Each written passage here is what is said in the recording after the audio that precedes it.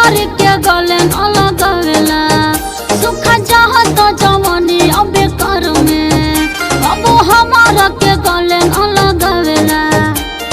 पियल के बाद मूड बनले है जान, पियल के बाद मूड बनले है जान।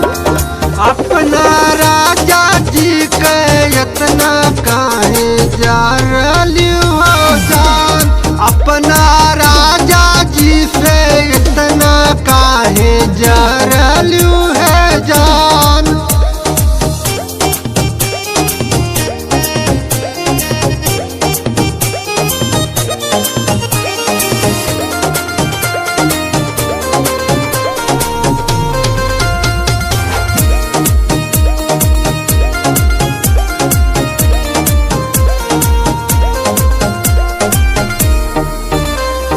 बोला है रानी तू है कैसे समझाई, पीने के बाद ताकत दूना हो जाई, दूना हो जाई।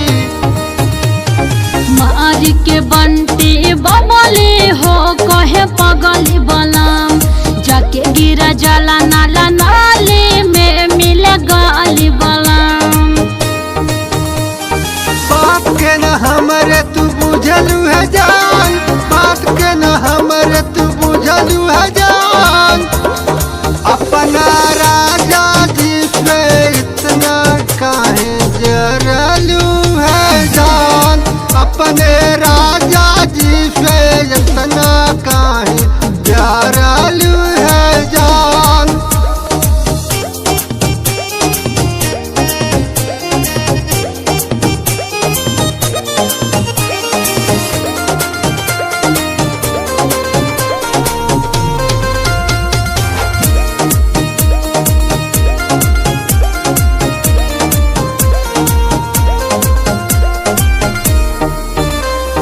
सच सच बात कहे हरे राम प्यारी, दारू न पियब मान बतिया तुम्हारी, बतिया तुम्हारी।